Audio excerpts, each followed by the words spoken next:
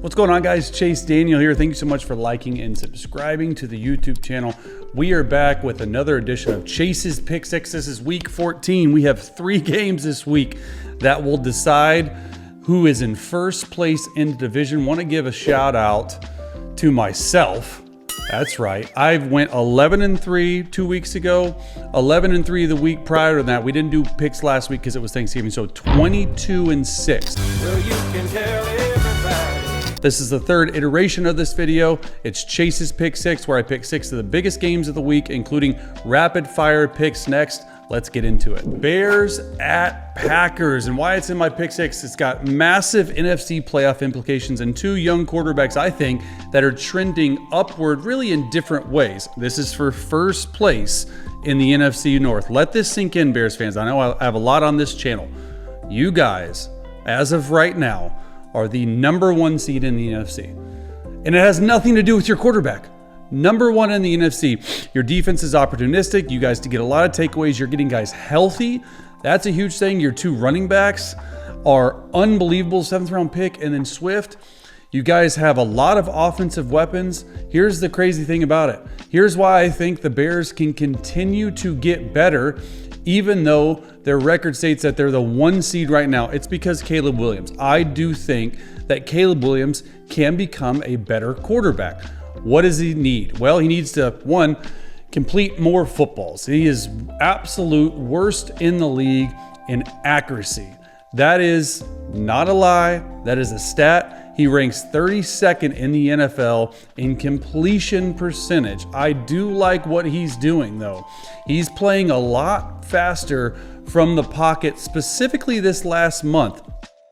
Ball out on rhythm. He's not holding it. He's like Houdini back there, trying to find completions. He doesn't take a lot of sacks. He doesn't take a lot of negative plays. The Chicago Bears in general don't have a lot of negative plays. You're seeing with him a lot fewer reset and hitch delays. It's 1, 2, 3, balls gone. Here's another thing too. He's pushing the football down the field. So that's why this completion percentage is skewed. And there have been a lot of drops in there, but his ceiling is really high. Chicago in general, I just love the way their offense is fit right now, because they are putting Caleb Williams under center on early downs, which means 1st and 2nd down.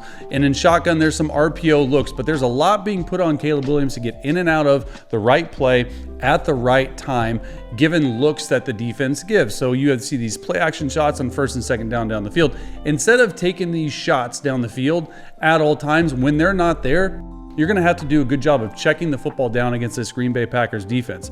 This is a Packers team which I actually really like. Defensively, they're in a lot of too high shell look, 1st, 2nd down. So Caleb has to take these easy underneath completions instead of hunting explosives that just aren't there early. Now let's get to the Packers side of things. I truly think Jordan Love is playing some of the best ball of his career. Even dating back to 2 years ago, I remember when they started 3-3 and they rolled off, I think 8 or 9 in a row. And I do think finally this offense is starting to roll because Matt LaFleur is getting out of his own way. Yeah, that's right.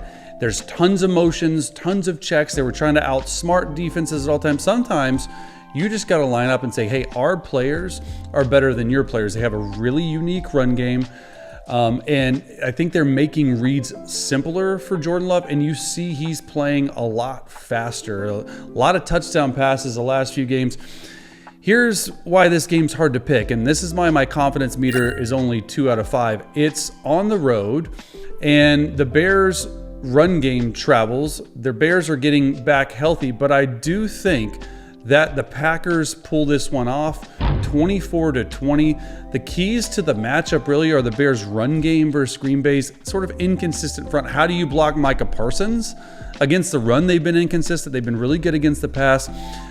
Green Bay's receivers are going to have to get open versus this improving Chicago secondary. And I really do think the quarterback who avoids that one like head-scratching moment, I think actually wins. Whoever has the least amount of turnovers, I think that's Green Bay. They take this 24-20. All right, why this is in my pick 6, the AFC North always plays out like a bloodbath. I mean, it's like a feud going on. Baltimore's offense versus Pittsburgh, disguised looks is elite class level ball playing. for somehow, some way, these teams are both 6-6. The Steelers were running away with it, and then Lamar gets healthy. Lamar goes and plays. Let's start with the Ravens type of things. Lamar, in my opinion, he's had one of his worst 3 to 4 game stretches of his career. How does he bounce back? One, if you're in a slump and you're not seeing it well, one, I think his injury, his hamstring, he's beat up. I don't think it's healthy at all, yet they're still able to win. This offense just looks nothing like it did last year. They have the receivers, they have the running back, and that's my next point. You have to get Derrick Henry going early and often versus Steelers defense. The Steelers defense will be able to hunt you if you are just in passing downs. Obviously, everyone knows what Watt does, but they have a really good defensive front seven, just like they always have. To me, when you look at Lamar and you look at how he's been playing as of late, right? That's whatever.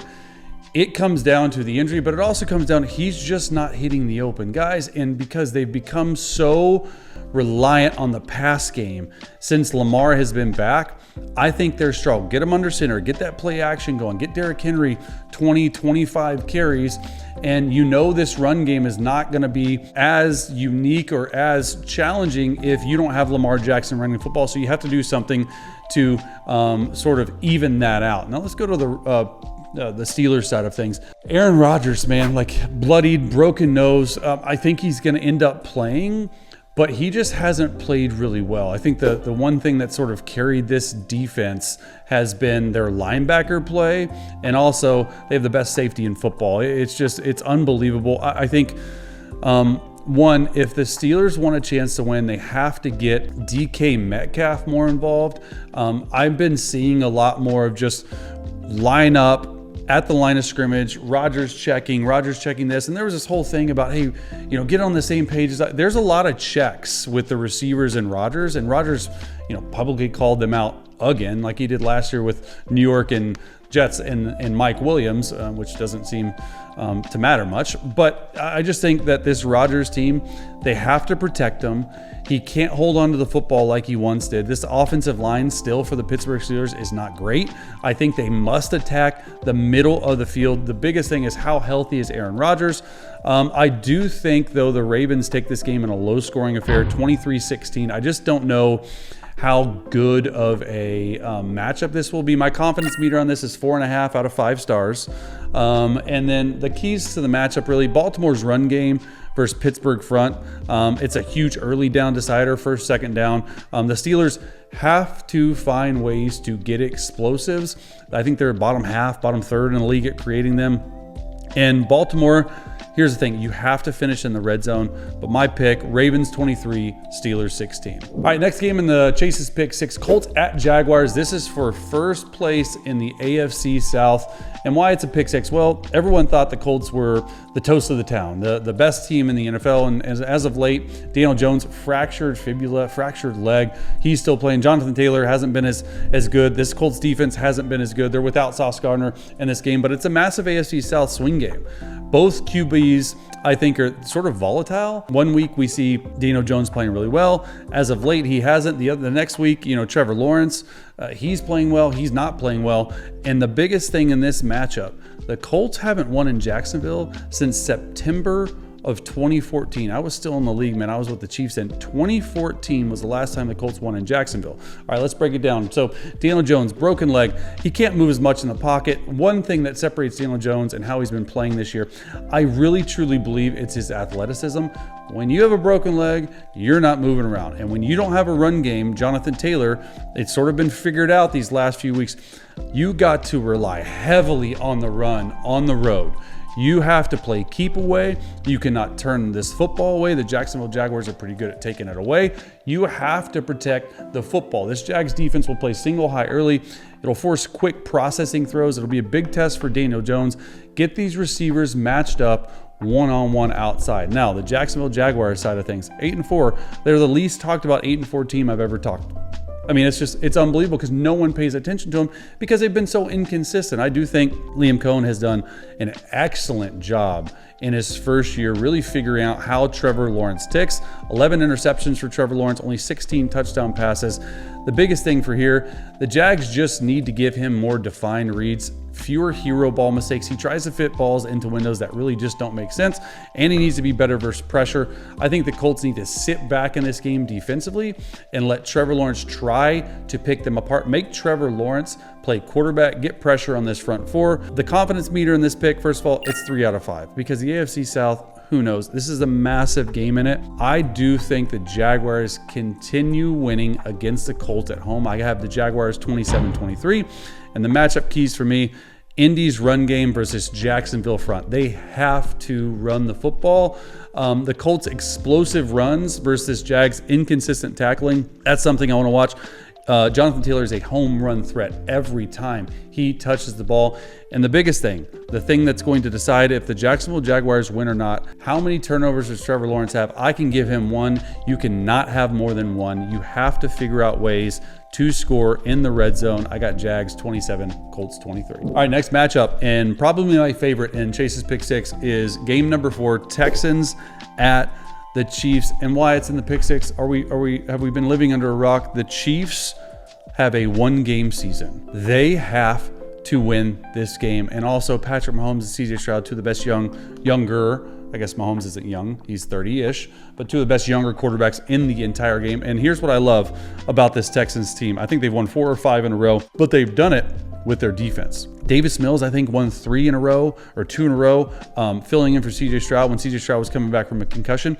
That just tells me, as a franchise, you're moving into the right area and where you want to be. This is going to be a huge, huge test for CJ Stroud, though. Look, if you can weather the storm, CJ Stroud, in the first half, and I think this defense is going to blitz it. Everyone knows what Spags does. They're going to blitz. Did you watch the Dallas Cowboys game last week versus on Thanksgiving, which also drew 53 million viewers? Like, that's insane. Early and often, the Chiefs pressured Dak Prescott. Dak Prescott threw an interception early. However, they kept pressuring him, and the Dallas Cowboys figured it out. Here's my thing. Weather the storm in the first half. The Chiefs' defense, in terms of QBR, is one of the worst teams in the league in the second half. So if you can keep this game close, you have a chance to weather the storm. CJ Stroud's been really good versus zone. Anticipatory throws, layers, rarely puts the ball in harm's way. This offensive line for the Texans, though, a little bit, I'm just not so sure about this. If you double team Chris Jones, though, the Chiefs have not been able to get home with 4 guys. Kansas City plays a ton of press and match coverage, whether it's too high match or underneath man. You have to identify where to go with the football early. You're not going to be able to hold on to the football a long time. You got to have your first and second read win. In this Texans offensive line, like we talked about, how do they handle Spags' crazy pressures? Let's go to the Mahomes side and the Chiefs side of things. They have to win. The crazy thing about it is Patrick Mahomes hasn't even played that bad.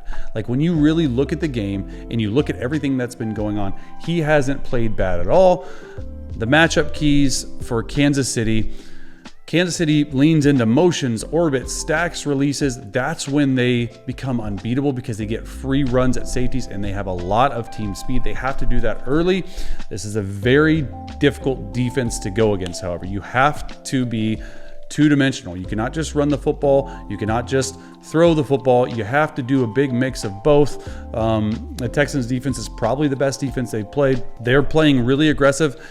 Danielle Hunter and Will Anderson, two of the best defensive linemen on the same team in all of football. This Chiefs offensive line, how many sacks are you going to give up? That's going to become the key to the game. I do think, though, and this is a confidence meter of 4 out of 5, I'm just not going to bet against the Chiefs right now. The Texans have had some issues at Arrowhead. Confidence meter 4 out of 5. I think the Chiefs take it 28-24. The matchup keys, Texans have to get explosive plays. If they do early, then they're going to be in this. Casey's red zone offense still has not been good.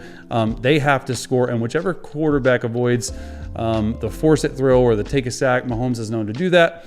I just think they're going to end up losing. So Chiefs 28, Texans 24. Eagles at Chargers. Why it's pick 6? Jalen Hurts versus Justin Herbert. Come on, 2 elite arms, but they've been inconsistent. The biggest thing right here, it's you have this Eagles offense, which has been really, really struggling. The Chargers have a really good defense.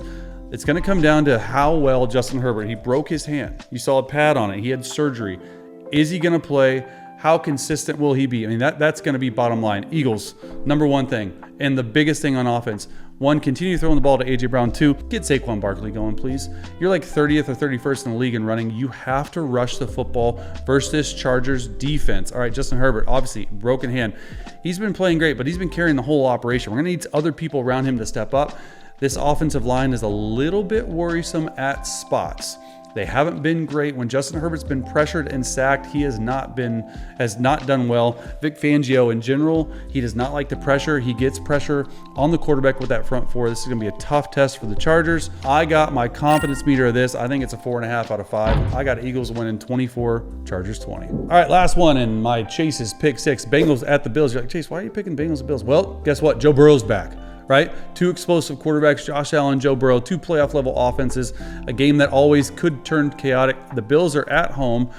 The Bengals, though, crazy enough, they could, if they win this game, they could be a step closer to first place. I think they're 2 games out. Everyone's talking about, should Joe Burrow come back? Should he not? I like the fact that he came back.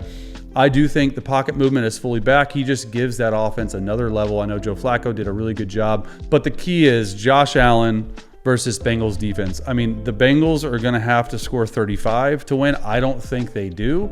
Josh Allen, been up and down, inconsistent after an MVP last year. Run the football with Cook. Run the football. When he's in controlled aggression mode, he is unstoppable. Cincinnati will mix this drop 8 on passing downs. Josh Allen can't force the football. Just stay ahead of the sticks, run the football, control the ball. I think they end up winning. But the key to this matchup, Bills' run game versus Cincy's front, just okay. Bengals receivers, we know how well they are, versus Buffalo's secondary. That's the number one thing. Can they score enough points? I don't think they can. Confidence meter in this pick, I like 3.5 out of 5 stars, and I got the Bills winning 27, Bengals 26. It's a close one, 27-26. All right, man, this is, you guys made it. It's rapid fire picks. Chase's pick 6 had already done. Those are in-depth, detailed breakdowns. This is one sentence. Let's get it going. Saints versus Bucks. I think Tampa wins. Saints offense, even though I like Tyler Shuck, just can't create enough explosives consistently. I got Tampa Bay winning 27, New Orleans 21. All right, let's go Dolphins Jets. Oh, man. Big win, Nick Folk, walk-off win for the Jets. I don't think they get this way. The Dolphins are sort of rolling. They sort of turn their season around. I can understand why they didn't fire Mike McDaniel, but I got Dolphins winning 28-17. All right, Titans, Browns. Oh, man, 2 of the worst teams in the NFL, but guys, go with the defense here. Browns and Shador. Browns defense is excellent. Myles Garrett's going to break the sack record. He might break the sack record this game. I got Cleveland winning 21-14. All right, let's go Commanders, Vikings. Who's playing at quarterback for the Vikings? Commanders, Mariota still is Jaden. All this stuff. I like Minnesota at home though. 24-16. Minnesota schemes. They're going to scheme up some easy throws. 24-16. Seahawks versus Falcons. Falcons still in it somehow, some way in the NFC South, but I think the Seahawks roll big behind Sam Darnold and JSN. I think Seahawks win 31-20. Broncos versus Raiders. All right, Denver's defense forces mistakes. The Raiders are just not that good. This is a get-right game for the Broncos offense. Broncos continue their winning ways, win 30-12, and then Rams versus the Cardinals. Come on, guys. Love the Cardinals, but the Rams bounce back time, 27-10. Hey, guys, thanks so much for watching. Really appreciate you liking and subscribing. Let me know what your locks of the week are and what your upsets of the week are. Remember, we went 23-6 last week. Let's get it going this week.